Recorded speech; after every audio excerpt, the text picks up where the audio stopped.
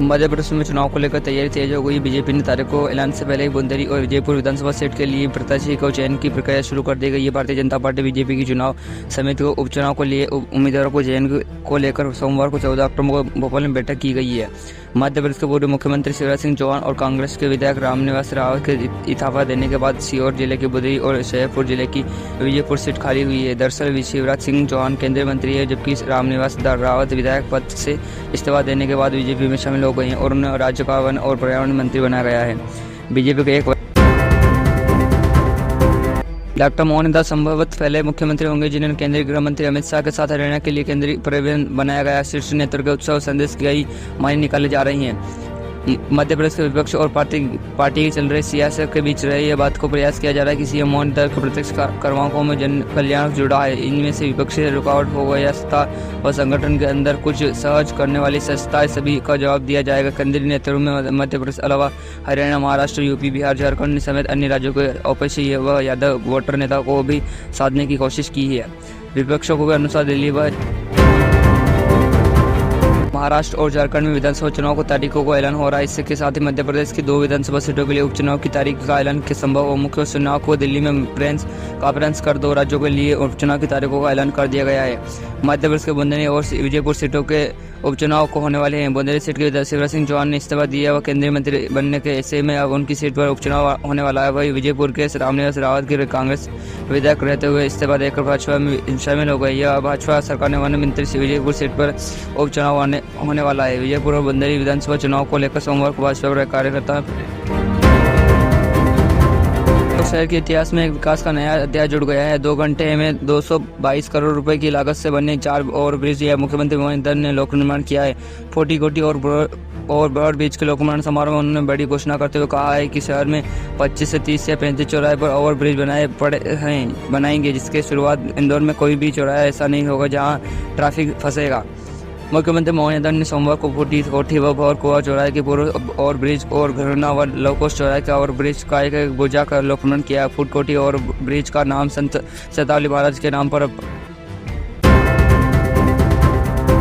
मध्य प्रदेश में नए औद्योगिक क्षेत्र विकसित कर निवेश बढ़ाने के लिए निजी क्षेत्र की मदद ली जा रही है। इसमें कलेक्टरों प्रदेश में विकास कर शुरू हो गया है। सरकार ने संबंध में अक्टूबर 2023 में नीति बनाई थी, जिसमें 5 करोड़ रुपए तक मदद का भुगतान किया जा रहा है। तब से प्रदेश में शासकीय भूमि पर निजी विकास क्लस्टर स्वीकृता और निजी भूमि पर 24 क्लस्टर मंजूर की गई। इसमें से 2100 से अधिक फ्लैट लोगों को मिले हैं। इन भोपाल में 2 निजी क्लस्टर बन रहे हैं। आदमपुर बंजुला मेडिकल डिवाइस क्लस्टर और बेरिमा में घाघ प्रसन्न क्लस्टर बन रहा है। सबसे ज्यादा निजी क्लस्टर इंदौर में बन रहे हैं। दूरस्थ क्षेत्र में भी स्वीकृति जारी हुई है। मुख्यमंत्री मोहन दास ने हाल ही में मध्य प्रदेश में मानसून की विदाई में देरी हुई। हालांकि दिनों में इंदौर, भोपाल, ग्वालियर और जनसभाओं में अच्छी बारिश हुई। बारिश का आंकड़ा सुधारने में इससे भले ही मदद मिली, लेकिन फसलों से हुई नुकसान के किसानों को चिंता बढ़ा दी गई है। मौसम विभाग के केंद्र में भोपाल अनुसार रिजमा बौछारें के साथ मंगलवार को प्रदेश के कई संभागों में मानसून की विदाई हो जाएगी। हवाओं के बारे में दिशाओं में बदलने की वजह से गरज चमक के साथ प्रदेश के कई संभागों में बारिश हो रही है।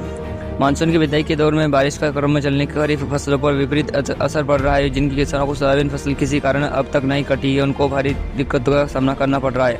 कुछ दिनों पहले हुई बारिश विश्व प्रसिद्ध ज्योतिर्लिंग महाकाल और भगवान श्री कृष्ण शिक्षा स्थल सांदीपनि आश्रम में 16 अक्टूबर को शरद उत्सव मनाया जाएगा। हालांकि कुछ विद्वान सूर्य के समस्त पूर्ण स्थिति का आने के चलते 17 अक्टूबर को शरद पूर्णिमा को मनाने की बात कर रही हैं। द्वितीय मंत्रा के चलते हिंदू धर्म के प्रमुख त्योहार को 2 दिन मनाया जा रहा है। दीपावली को लेकर प्रमुख स्थिति बनी हुई है। वही शरद पूर्णिमा को लेकर भी 2 मंत्रों में मनाना रहा है। कुछ विद्वान तो 16 अक्टूबर को, कुछ 17 अक्टूबर को शरद पूर्णिमा बता रहे हैं। महाकालेश्वर संदीपनि आश्रम में 16 अक्टूबर को ही शरद उत्सव मनाया जा रहा है।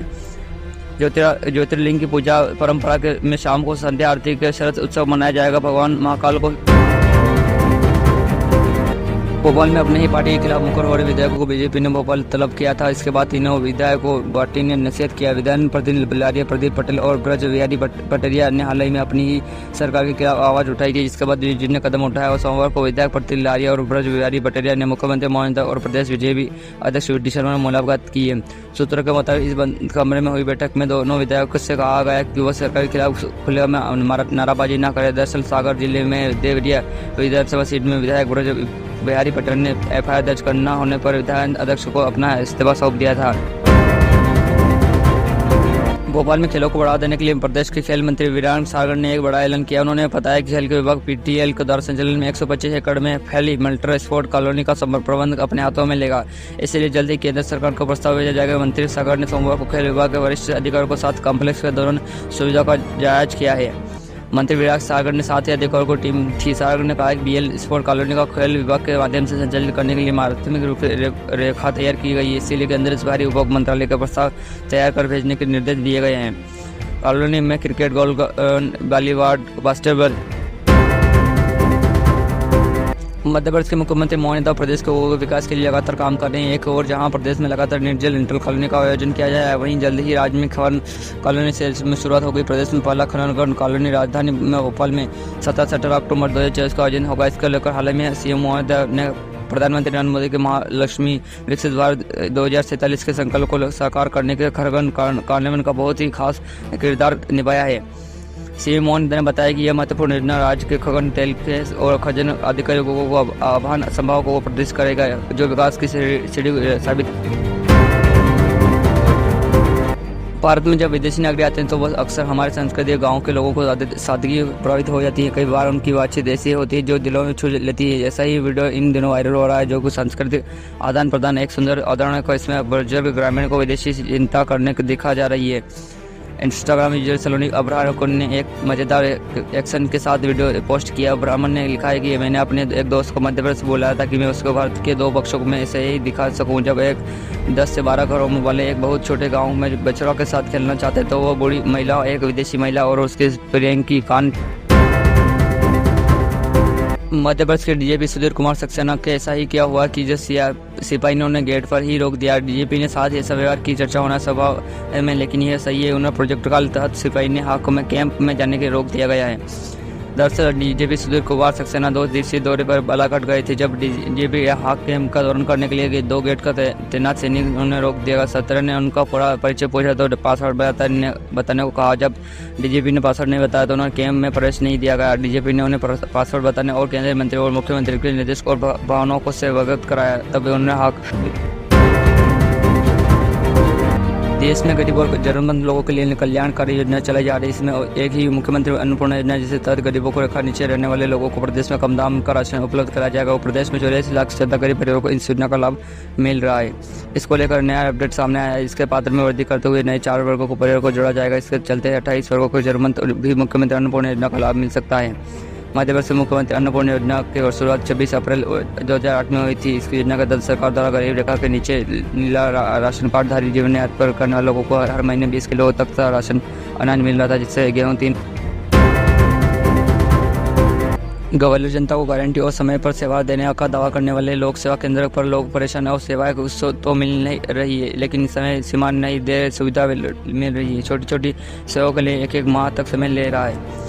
नौबत यह है कि जिस तरह लोग सरकारी दस्तों को चक्कर काट रहे हैं, परेशान होते हैं, वैसे ही लोग सेवा केंद्र के चक्कर काट रहे हैं। आदेशों की भीड़ केंद्र पर है, जिसके कारण घंटों समय भी लग रहा है। सोमवार को नई दुनिया की टीम ने जताया सुविधा के प्रदान करने वाले लोक सेवा केंद्र का चयन लिए आवेदकों ने बताया कि सेवा तो मिल जाती है, लेकिन समय भी काफ़ी लग जाता है। परिवेश